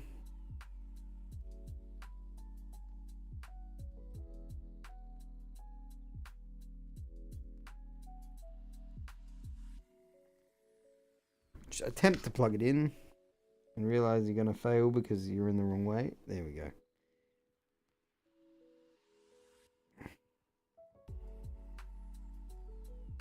There we go. Cool. And we got that one in. As I'm sure you can see, we got that in there. We got this in there. I'm hoping this is that AND gate. Otherwise, I'm going to be really screwed up. But oh well. So what's next? This pin right here, this is the address 15. I'll connect that around to pins 12 and 13, which are just two. Okay, address 15. Let's use the pop method. Is 3 in from the 25, so it's that one there. And it goes, where does it go? Two of the two inputs for. Okay, there. And let's find a long enough wire. I don't know if I've got one, to be honest. Those blue ones are about as long as they can get, and that's not really going to be long enough, is it? Because that is from there. Right?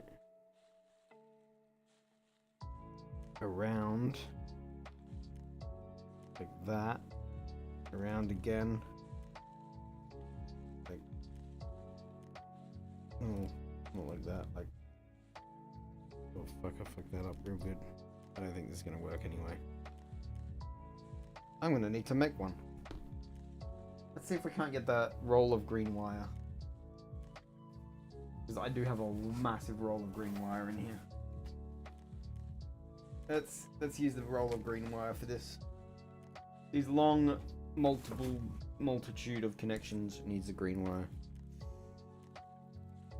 Oh yeah, unwrapping the plastic wrap. Oh, there's the thing. There's the end. Oh god, it won't come off. Oh god, who designed that? It's like... I just want to get this fucking plastic wrap off.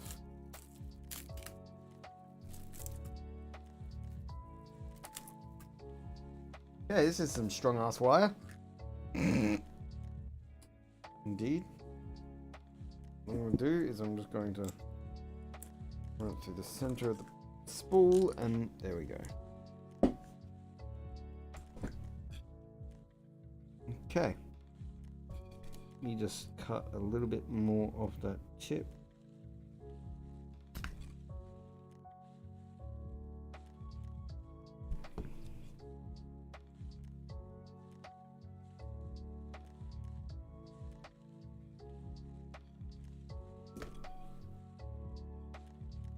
So we're going from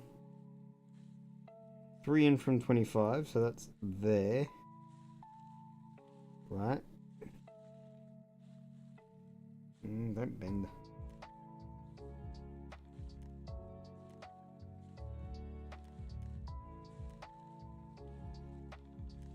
You just straighten out.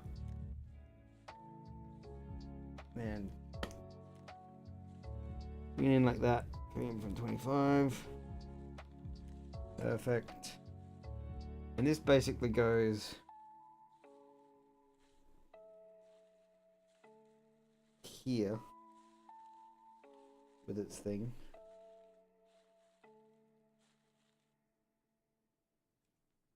Goes that way. Like that. About there. Oh God, I'm doing that wrong. Throw the blown globe out because I know that's broken.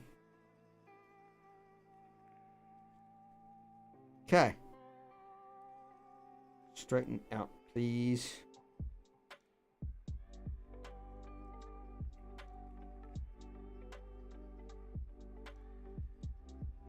Then we want the third pin along, so that's there. Let's just cut that there.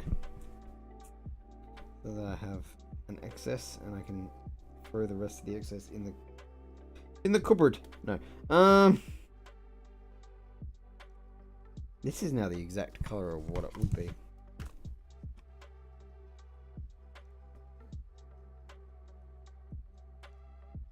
That's where we want it.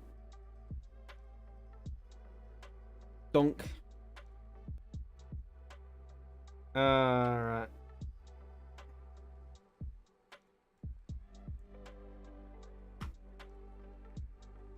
Go in there.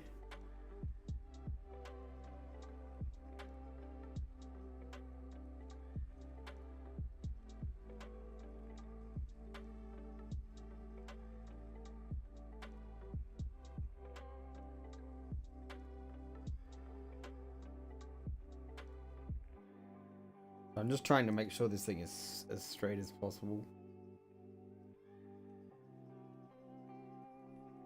before I bend it properly.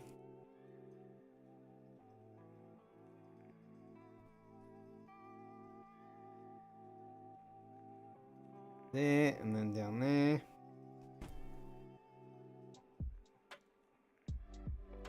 Then we cut about there. That'll be enough. And then we cut AWG.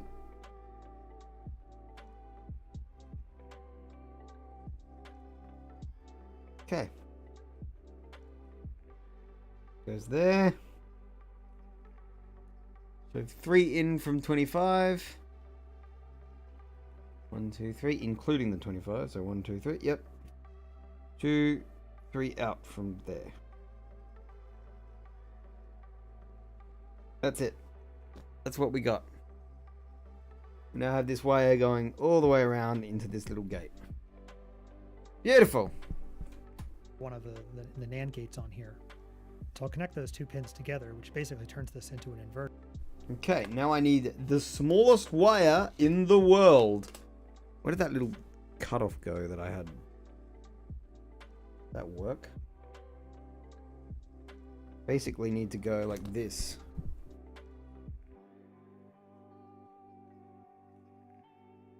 Find the center. Pick my width. Make sure it's completely centered. Let's go bend both sides.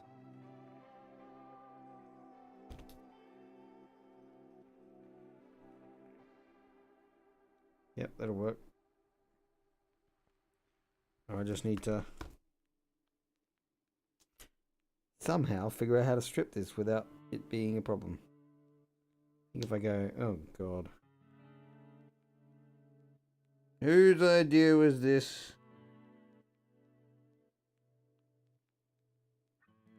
I can't get it. I actually cannot get it. Hold on.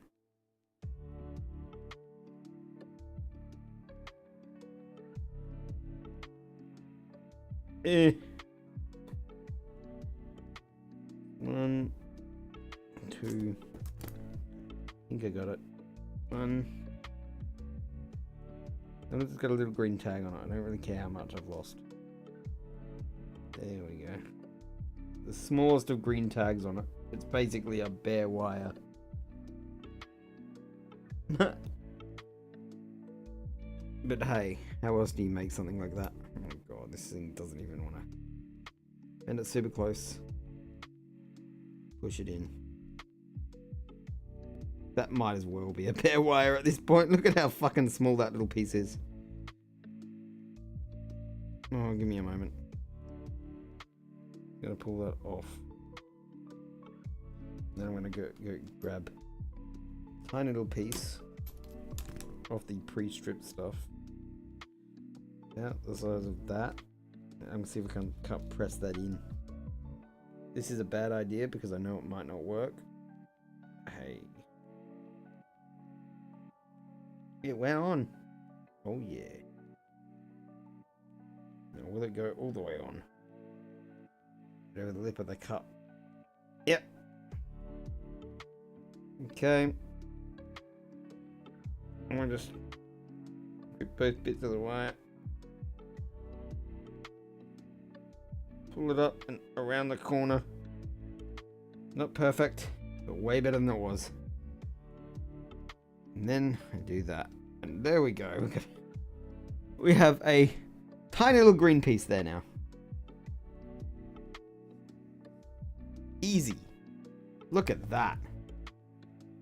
Okay. And then the output's on pin 11. So this is just the inverted copy now of A15. He's getting the yellow wire. I will do the same. I don't have a lot of yellow wire though, but for this I will do the same. I like color coding things. So his methods are appealing.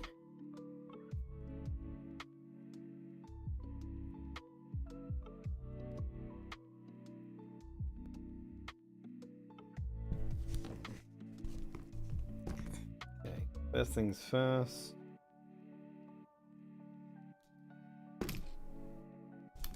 Stripped,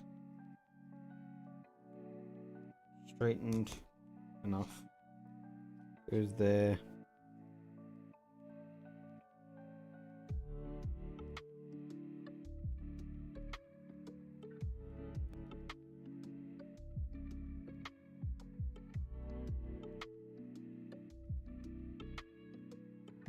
I'm basically gonna have to like super close, just turn it 90 and re-straighten it again.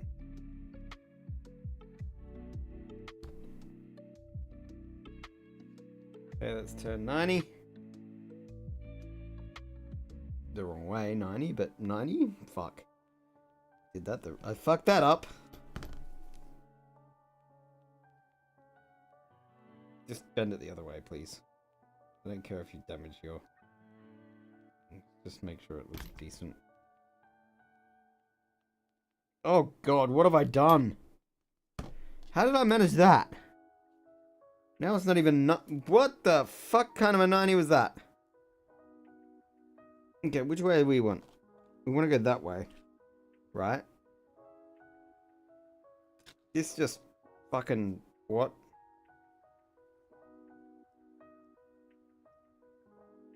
Yeah, I need to cut that off. I fucked the insulation up so bad there.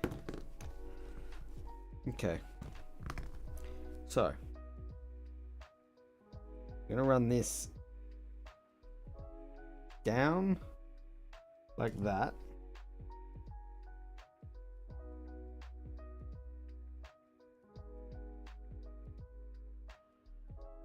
And then like that.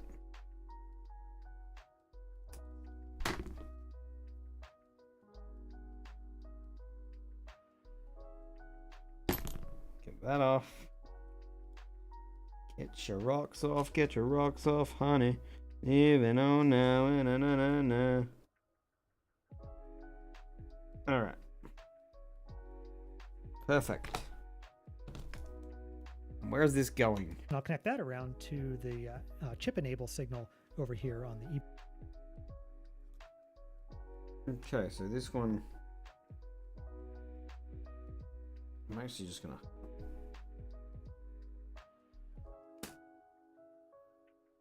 He's already made his wires. I'm making them as I go. Where's he putting that? I don't know, but all I know is I need to go to the right next. So... There we go. Still looks relatively janky, but... You know what? That'll work. EEPROM. Okay, so 1 to the right of 40. There's 40, so we want that one.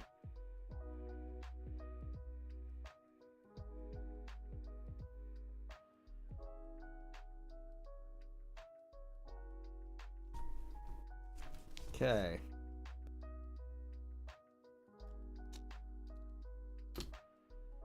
Not the straightest of wires, but it will work.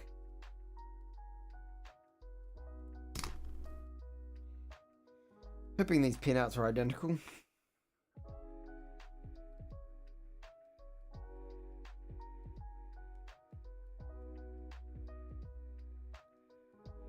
Goes in there.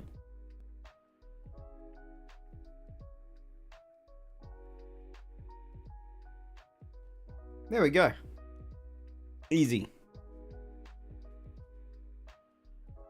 So now if the microprocessor is reading from the There upper should half be of its address space, 5 pins after that.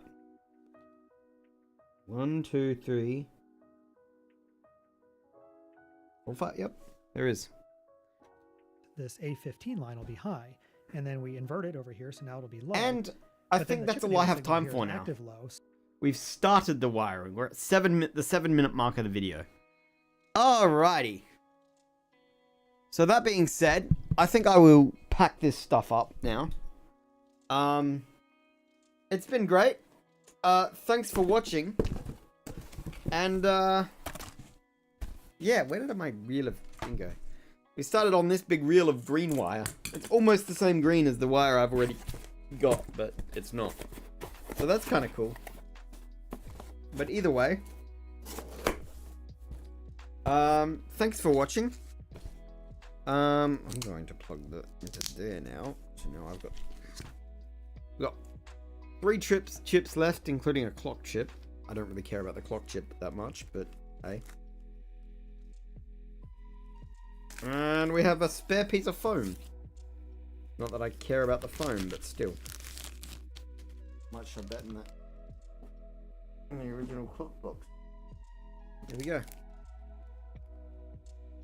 These little chip carrying things are good. There we go. We got that chip. We got this glorious thing. We've got the Arduino, which looks very hairy. Honestly. But yeah. And then, so that's this episode of the 6502. The Arduino's done. We're starting on the ROM chip. We will continue this adventure into electronics land next time, I guess. I might put that Arduino in the old clock box actually. That's a good spot for it, I think. Just dump that in there. Keep that there. And this over. And I don't want to unplug any of the wires. Might just. There we go. I'll label that later with a label maker, so I know that it's the Arduino. There we go. Arduino is in my clock box. US power plug. I'm just gonna throw in my box over there.